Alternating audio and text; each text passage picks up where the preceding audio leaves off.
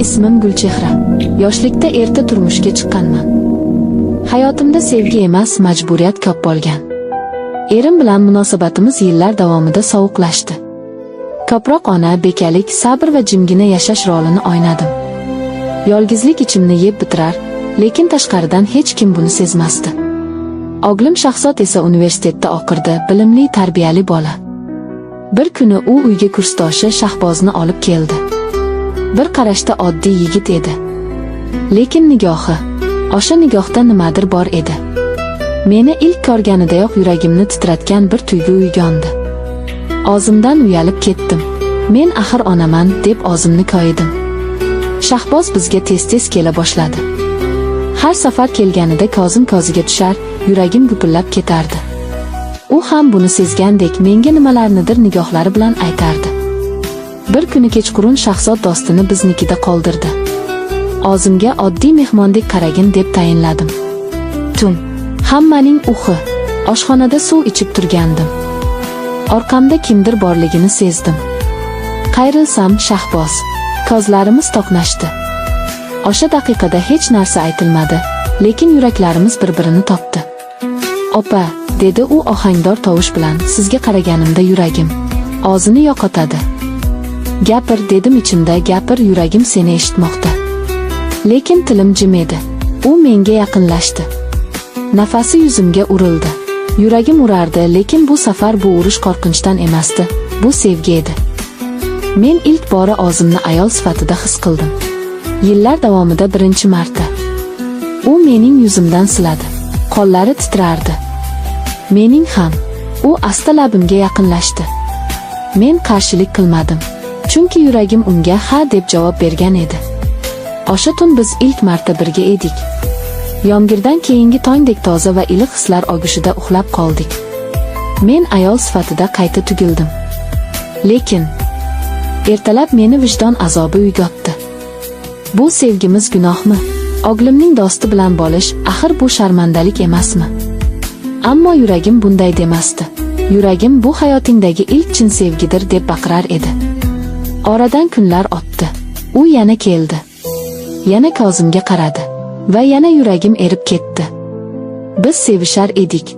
Bu sevgi tinch, sokin, ammo kuchli edi. Menga bahor havosini, yoshlik tuyg'usini qaytarardi. U bir kuni dedi, "Gulchehra opa emas, Gulchehra, men sizsiz yashay olmayman. O'g'lingizdan ko'ra sizni ko'proq tushunaman. Men sizni sevardim, sevaman." O'sha lahzada ko'zlarimdan yosh chiqdi. Bu yosh sharmandalik emas, afsus emas, bu baxt yoshlari edi. Ha, biz axloqiy chegaralarni buzdik balki. Ammo yurak chegarani tanimaydi. Yurak faqat yurakni eshitadi. Meni hukm qiling, ayblang, lekin men baxtliman. Chunki men ilk bora sevdim va sevilish nima ekanini tushundim. Endi esa biz yashirin sevgi ichida yashaymiz. Hech kim bilmaydi. O'g'lim ham. Men unga hech qachon zarar bermaslikka va'da berdim. Shahboz ham. Ammo yuragimdagi o'sha issiqlik, o'sha ehtiros, o'sha muhabbat har kuni menga kuch bag'ishlaydi. Men tirikman, chunki sevaman. Shahboz bilan bo'lgan har bir uchrashuv menga hayot berardi. U meni oddiy ayol sifatida emas, yuragi yaralangan, muhabbatga chanqoq bir inson sifatida ko'rardi. U bilan suhbatlashgan daqiqalar, hatto oddiy nigoh almashishimiz ham yuragimni olov ichida kuydirar, ammo shu olovda iliqlik topardim. Bir kuni kechqurun u mendan xat yozib qoldirdi. "Men sizni bir kechalik ehtiros emas, balki umrboqiy muhabbat deb ko'raman. Har kecha yostiqqa bosgan boshingizni o'zim bag'rimda his qilmoqchiman. Sizni faqat sevish emas, himoya qilishni, har kuningizni gulga aylantirishni xohlayman." Bu so'zlarni o'qigach yuragim qattiq urdi. Endi sevgimiz yolg'iz ehtiros emas, bir-birimizga bo'lgan sadoqat, tushunish va ishonchga aylangan edi. Biz o'rtamizdagi har bir daqiqani qadrlay boshladik. Bu yashirin sevgi meni tiriltirdi. Bir kechasi deraza yonida o'tirganimda u ohista orqamdan keldi. Sochimni sekin orqaga surib qulog'imga pichirladi. "Gulchehra, siz mening taqdirimsiz. Siz bo'lmasangiz bu dunyo rangsiz bo'lib qoladi." Men hech narsa deya olmadim. Faqat qo'llarimni uning qo'llariga qo'ydim. Yuragim baland urardi, ammo bu yurak urishi qo'rquv emasdi. Bu muhabbat edi, ozgacha halol, chuqur va achchiq totli. Biz o'sha oqshom uzoq suhbatlashdik. Uning qo'llari mening barmoqlarimni o'ynar, so'zsiz men senikiman deb aytar edi. Yana yuzlarimiz yaqinlashdi. Lablari labimga tegmasdan oldin to'xtadi. Faqat ko'zlarimiz bir-biriga botib ketdi. Bu ko'zlar orqali yuragimiz bir-birini oqirdi. Men unga qarab sekin pichirlab aytdim. Men ayol sifatida o'zimni birinchi marta butun his qilyapman. Chunki sen borliging bilan meni sevayapsan, ko'rkamligim uchun emas, yuragim uchun. Shahboz ohista boshimni bagriga oldi.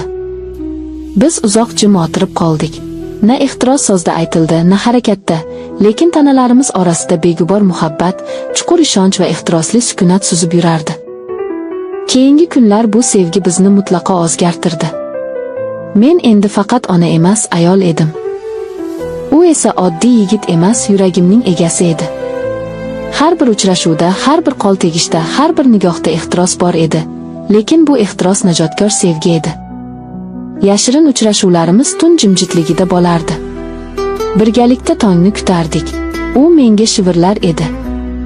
Gulchehra, sizning har bir nafas olish ohangingizni eshitish o'zi bir orzu. Sizni og'riqlardan olib chiqib, endi faqat muhabbatga ko'milgan ayol qilishni istayman. Men esa faqat lablarimni yelib, yuragim bilan javob berardim. Shahboz bilan bo'lgan munosabatim hayotimga yangi ranglar, yangi ma'no olib keldi. Endi yashirin sevgi emas, ongli tanlov edi bu. Har bir harakatim, har bir his-tuyg'um ongli va sadoqatli edi. Va men hozir bitta narsani aniq bilaman, yurak hech qachon adashmaydi.